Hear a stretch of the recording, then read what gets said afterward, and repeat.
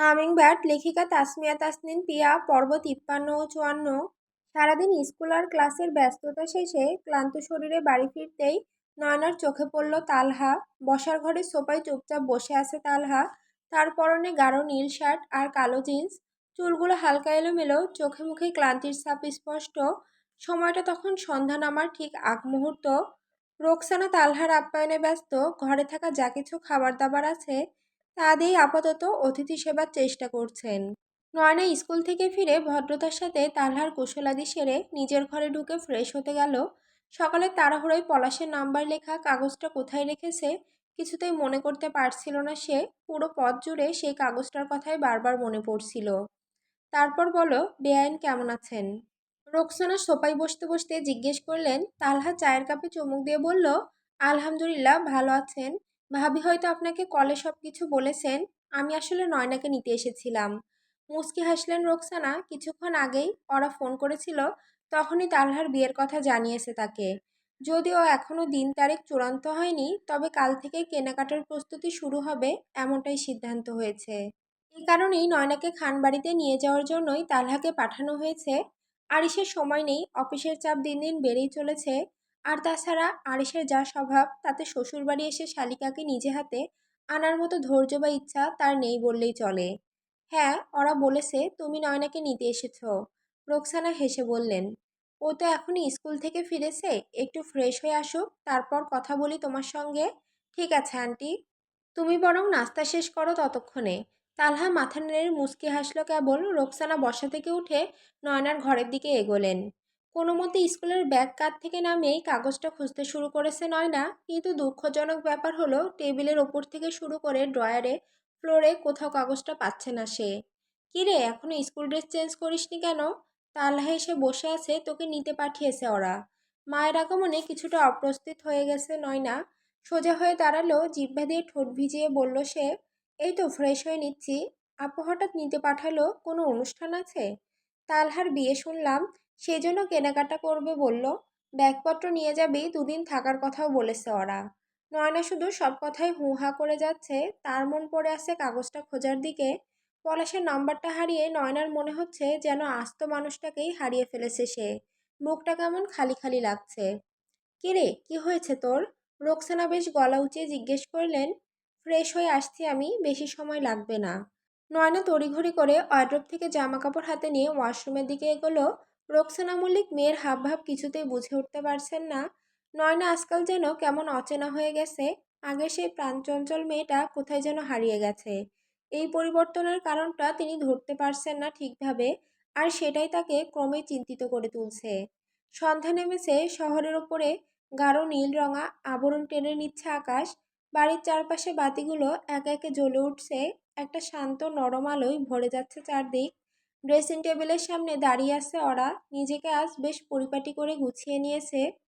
নীল রঙের শাড়ির সঙ্গে মিলিয়ে পড়েছে ম্যাচিং ব্লাউজ, গলায় হালকা ডিজাইনার ডায়মন্ড সেট, খোলা চুলে জড়ানো আছে আর্টিফিশিয়াল বেলি ফুলের গাজরা, হাতে নীল কাচের চুড়ি, ঠোঁটে টুকটুকে লাল লিপস্টিক।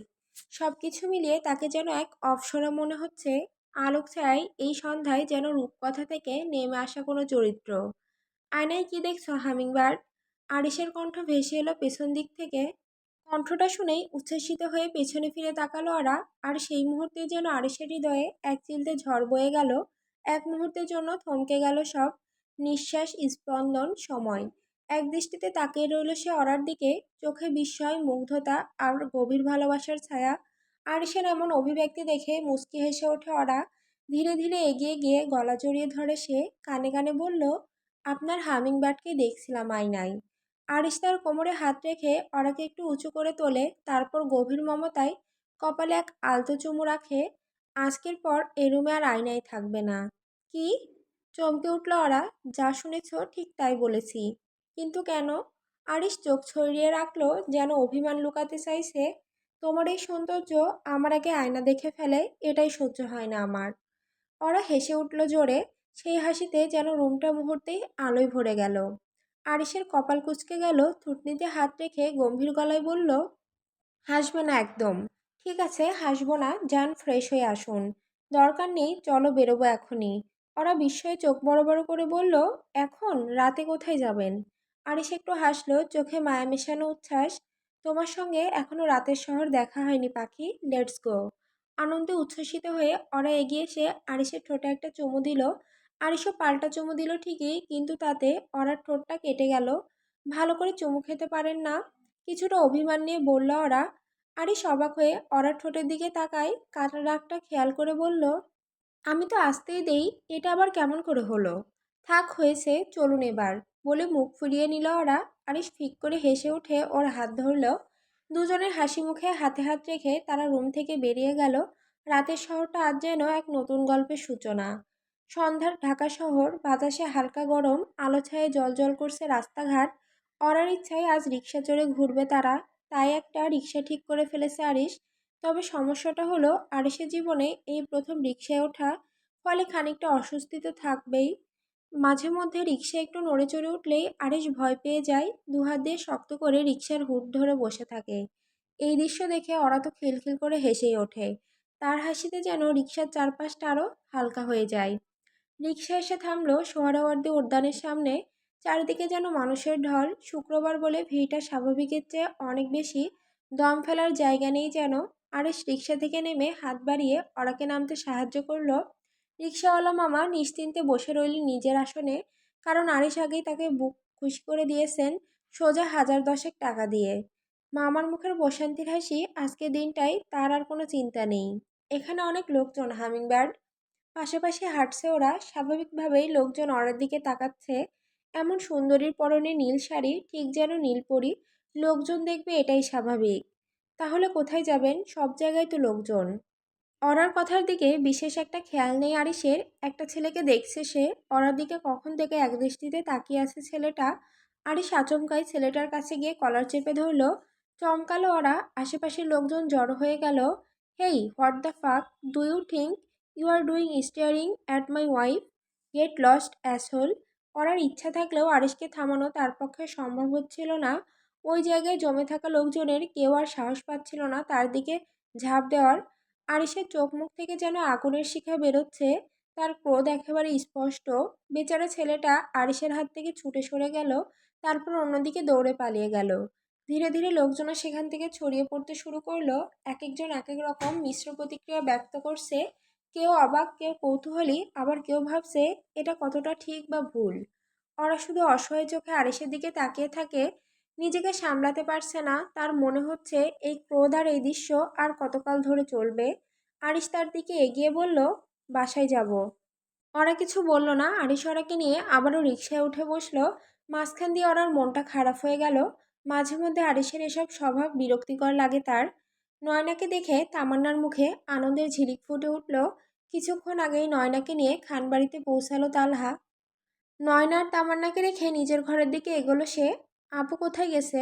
নয়না কৌতূহলী হয়ে জিজ্ঞেস করলো। ভাবি ভাইয়ার সঙ্গে ঘুরতে বের হয়েছে, একটু পরেই ফিরে আসবে। তুমি গিয়ে ফ্রেশ হয়ে আসো। নয়না, তোমার জন্য রুমটা গুছিয়ে রেখেছি, আমি ততক্ষণে খাবার নিয়ে আসি। তামান্না বলল, আমি তো খেয়ে এসেছি আপু, এখন রুমে গিয়ে ফ্রেশ হচ্ছি, আপু ফিরলে আমাকে জানিও। নয়না বলল, ঠিক আছে যাও। নয়না গেস্ট রুমের দিকে এগোলো আর তামান্না রান্নাঘরের কাজে ব্যস্ত হয়ে পড়ল। বাড়ি ফিরেই ওরাকে নিয়ে হনহনিয়ে রুমে ঢুকে দরজা আটকে দিল আরিশ। তার স্বামী কেন এমন করছে বুঝেও যেন বুঝতে পারছে না ওরা। রাগের মাথায় ওরার শরীর থেকে শাড়িটাই খুলে ফেলে দিল আরিশ। ওরা ওড়না দিয়ে পেঁচিয়ে দাঁড়ালো। কি হয়েছে আপনার, শাড়ি খুললেন কেন? ওরা হতবাক হয়ে প্রশ্ন করলো। আরিশ রাগে কাঁপতে কাঁপতে বলল, পাগল হয়ে গেছি আমি, এই শাড়ি যত নষ্টের মূল, আর পরবে না এই শাড়ি। গভীর নিঃশ্বাস ছাড়ল আরিশ। নিজের রাগ নিয়ন্ত্রণ করতে হিমশিম খাচ্ছে সে। শান্ত হন একটু, এত রাগ করলে চলে? আরিশ ওরার কথায় কান্না দিয়ে আচমকায় ওরা দুটো হাত পেছনে চেপে ধরে দেওয়ালের সাথে ঠেসে ধরল তাকে। দেয়ালে পিঠ থেকে যাওয়ায় অস্বস্তি লাগছে ওরার। আরিশ এবার ওরার হাত দুটো উঁচু করে দেওয়ালের সাথে চেপে ধরে হিসিয়ে বলল, আমি কি অহেতুক রাগ করেছি হামিংবার্ড? তুমি দেখোনি ওই অসভ্য ছেলেটা তোমার দিকে কিভাবে তাকিয়েছিল? ওর চোখ দুটো তুলে মার্বেল খেলতে পারলে কলিজা ঠান্ডা হতো আমার। আঁতকে উঠল ওরা, কি ভয়ঙ্কর কথাবার্তা। শুকনো ঢোক গিলে আরিশের কপালে কপাল ঠেকালো, নিম্নস্বরে বলল, শান্ত হন আরিশ, প্লিজ শান্ত হন, আমার দিকে দেখুন, আমার চোখের দিকে তাকান। ওরার মিষ্টি কথা আরিশের মনকে বেঁধে ফেলল। দুজনে চোখে চোখ রেখে কিছুক্ষণ নিঃশ্বাস ফেলল, যেন শব্দহীন কিছু বোঝানোর চেষ্টা করছিল। তারপর হঠাৎ আরিশ বেগবান হয়ে অরাকে বুকে জড়িয়ে ধরল।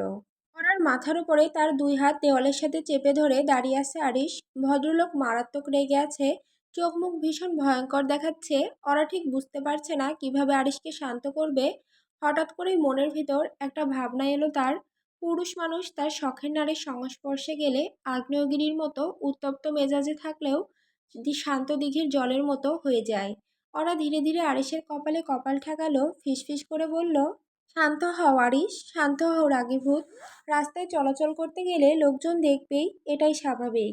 অরার মুখে তুমি সম্বোধন শুনে মেজাজ বদলে গেল আরিশের। প্রিয়তম স্ত্রীর এমন মোহনীয় আচরণে একেবারে শান্ত হয়ে গেল সে। তুমি আমাকে তুমি বলে সম্বোধন করলে? হ্যাঁ করলাম, সমস্যা আছে? আরিশ অরার হাত দুটো ছেড়ে দিল। মুখোমুখি একজন আরেকজনের দিকে তাকিয়ে দাঁড়িয়ে রইল।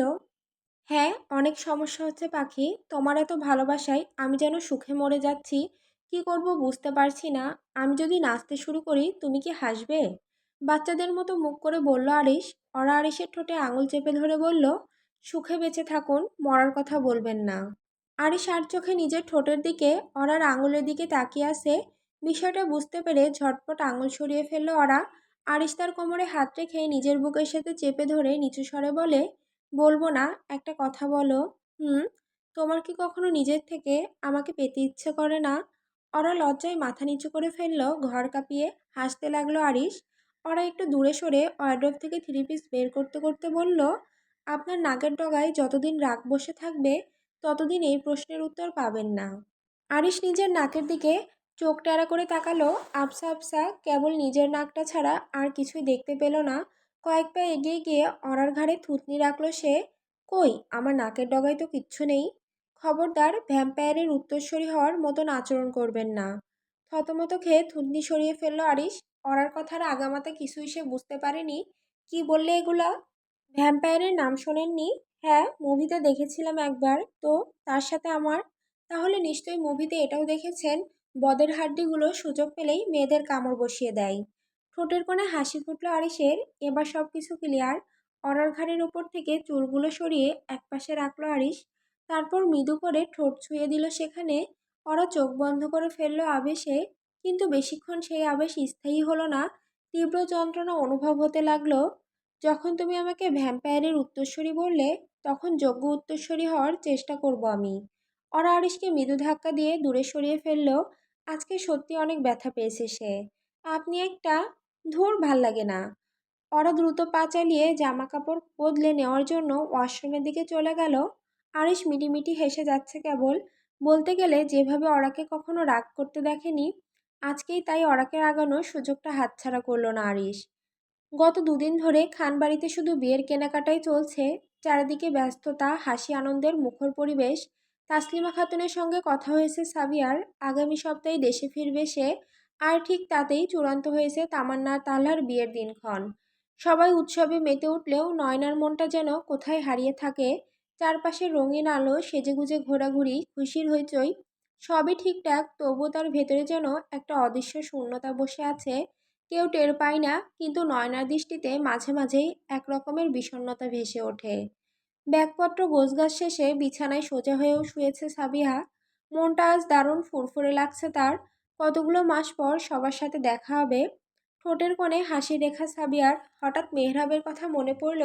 ভদ্রলোক নিশ্চয়ই তার দেশে ফেরার খবর শুনে আনন্দিত হবে। এসব ভাবতে ভাবতে ফোন হাতে নিয়ে মেহরাবের নম্বরে কল করল সাবিহা। পরপর দুটো রিং হতেই কল রিসিভ হলো। এক নজরে সময় দেখে নিল সাবিহা। বাংলাদেশে এখন গভীর রাত। নিশ্চয়ই মেহরাবের ঘুম ভাঙিয়ে দিয়েছে ভেবে কিছুটা অপ্রস্তুত হয়ে গেল সাবিহা। হুম, বলো। মেহরাব এমন কথায় ঠিক কি বলবে বুঝতে পারছে না সাবিহা। কিয়ৎক্ষণ চুপচাপ রইল সে। তারপর গলা খাকারি দিয়ে বলল, আসলে আমি খেয়াল করিনি এখন অনেক রাত। মানে বাংলাদেশে এত রাত হয়েছে খেয়াল করিনি। খেয়াল করলে কি আমাকে কল করতে না সুন্দরী? So bad. মেহরাব ঘুমের ঘরেই ফোনে কথা বলছে, সেজন্য কথাগুলো কেমন জড়িয়ে যাওয়ার পাশাপাশি অদ্ভুত লাগছে সাবিহার। সচরাচর মেহরাব এমন গলায় কথা বলে না। আপনার ঘুম কাটেনি? এখন রাখছি, পরে কথা হবে। আমি আগামীকাল সকালে ফ্লাইটে ওঠার প্রস্তুতি নিচ্ছি, দোয়া করবেন। দোয়া? তোমারে লিয়ে অল টাইম দোয়া। মানে দোয়া করি সাবিহা। মেহেরা ভুলভাল বকছে শুনে খিলখিল করে হাসতে লাগলো সাবিহা। Okay bye. হুম হুম। কল কেটে নিজে থেকে হাসতে লাগলো সাভিয়া। কতদিন পর এমন প্রাণখোলা হাসি এলো জীবনে। বাড়ি থেকে দূরে সরে সাভিয়া একটা বিষয় বুঝতে পেরেছে, ভালোবাসার মানুষ কাছে থাকুক কিংবা দূরে, তারা সব সময় আমাদের হৃদয়ে থাকে। এই যে এত দূরে এসে থাকছে সাভিয়া, তবু তো মা ভাইকে প্রতি সেকেন্ড মিস করে যাচ্ছে সে। অরার আর ভার্সিটি যাওয়া হচ্ছে না, আরিশ কিছুতেই অরাকে চোখের আড়াল করতে পারবে না। সেজন্য অনলাইনে ক্লাস সহ বাড়িতে বসে পড়াশোনা করতে যা যা দরকার তাই করতে রাজি আছে আরিশ। এত ঝামেলা পুহিয়ে পড়ার থেকে ঘর সংসার সামলানোই ভালো বলে ভাবছে ওরা। কিন্তু আরিশ বরাবরই খামখেয়ালি জেদি প্রকৃতির মানুষ, তাই তার ইচ্ছেতে বাড়ি থেকেই পড়াশোনা চালিয়ে যাচ্ছে ওরা। তোমার কি মনে আছে ভাইজান কি বলেছিলেন? বিছানা গোছাতেই শেষে স্বামীর সামনে মুখোমুখি বসলেন রোকসানা মল্লিক। সোলাইমান ফোনের স্ক্রিনে তাকিয়ে আছেন। হ্যাঁ গো, সব মনে আছে, কিন্তু ও বাড়িতে তালহার বিয়ে লাগলো বলে এর মধ্যে তো ওরা বাড়ি থেকে বের হতে পারবে না। দেখি ভাইজান ঠিক কবে বিয়ের তারিখ ঠিক করেন। ঠিক আছে, আমি এমনি মনে করিয়ে দিলাম। অনেক রাত হয়ে গেছে, ঘুমাও। হুম। গ্রীষ্মের তাপদাহ শেষে যখন বর্ষা আসে, প্রকৃতির মধ্যে এক ধরনের প্রশান্তি নেমে আসে। ঝিরঝির বৃষ্টি পড়ে ছাদের উপর, জানালার কাছে, মাটির গায়ে, সবখানে। গাছপালার ধুলো ধুয়ে গিয়ে তারা হয়ে ওঠে টাটকা সবুজ, পথঘাটে জমে ওঠে কাদামাটি, কোথাও বা ছোট ছোট জলাধার। রাস্তায় হেঁটে যাওয়ার সময় চটাস চটাস শব্দ তুলে ভিজে পড়ে থাকা পাতাগুলোর উপর দিয়ে হেঁটে যায় পথচারীরা। গন্ধে ভরে ওঠে চারপাশ, ভিজে মাটির গন্ধ যেন হৃদয়ের গভীরে গেঁথে বসে। সন্ধ্যার পর বাতাসটা আরো শীতল হয়ে আসে, বৃষ্টির ফোঁটা ছুঁয়ে দেয় জানালার পাশে বসে থাকা কোনো ভাবুক মনকে। জানালার পাশে দাঁড়িয়ে আছে ওরা, বাইরে টিপটিপ বৃষ্টি হচ্ছে। রাত কম হয়নি, 10টা ছুঁই ছুঁই। তবে আজকে আরিশের অফিসে গুরুত্বপূর্ণ কিছু কাজ আছে, সেজন্যই দেরি হচ্ছে ফিরতে। আজকে হুট করে ওরার শরীরটা কেমন খারাপ লাগছে। আরিশকে জানালে অতিরিক্ত চিন্তা করবে ভেবে কিছু বলেনি। দুদিন পর তামান্নার সাথে তালহার বিয়ে, কত কাজকর্ম। নিজের হাতে সব কাজ না করলেও বাড়ির বউ হিসেবে কিছু দায়িত্ব তো থাকেই। তপ্ত নিঃশ্বাস ছাড়ল ওরা, ধীর পায়ে এগিয়ে গিয়ে বিছানায় বসলো। ভাবি আসবো? আকস্মিক তামান্নার গলার স্বরে চমকে উঠল ওরা, তবে পরক্ষণেই নিজেকে স্বাভাবিক করে নিয়ে প্রত্যুত্তরে বলল সে, হ্যাঁ এসো আপু। তামান্না ধীর পায়ে রুমে ঢুকে দাঁড়ালো। ওরা ইশারায় বসতে বলল, আপনার কি শরীর খারাপ ভাবি? আজকে কেমন দুর্বল লাগছিল আপনাকে। মনে হয় রক্তশূন্যতা বৃদ্ধি পাচ্ছে আপনার। ওরা এক গভীর দীর্ঘশ্বাস ফেলল। ক্লাস 10 থেকেই এই সমস্যা, অ্যানিমিয়া। খাওয়া দাওয়ার প্রতি কখনোই আগ্রহ ছিল না তার, মায়ের বকুনি খেয়ে জোর করে খেতে হতো। বয়স বাড়ার সঙ্গে সঙ্গে সেই বকুনিও কমেছে, আর ওরার খাওয়ার অভ্যাসও রয়ে গেছে আগের মতোই অবহেলায় পড়া। হয়তো তুমি কিছু বলবে, নাকি এমনি এসেছো? তামান্না মুচকি হেসে বলে, ভাবি আমি চাই আমার বিয়েতে আপনি আমাকে বউ সাজিয়ে দিবেন। আপনার কোনো আপত্তি নেই তো? ওরা হেসে বলল, কিসের আপত্তি? অবশ্যই সাজিয়ে দেব, তবে আমি সাজগোজের বিষয়ে খুব পটু নই। আপনি যেভাবে পারেন তাতেই চলবে ভাবি। বেশ, দেব। ঠিক আছে ভাবি, আমি এখন আসছি, ভাইয়া ফিরলে খাবার গরম করে দেব। দরকার নেই, আমি করে নেব সব, তুমি যাও। আচ্ছা। তামান্না হাসি হাসি মুখে ঘর থেকে বেরিয়ে গেল। ওরা বিছানায় শরীর এলিয়ে দিয়ে চোখ বন্ধ করে ফেলল, ভীষণ দুর্বল লাগছে তার।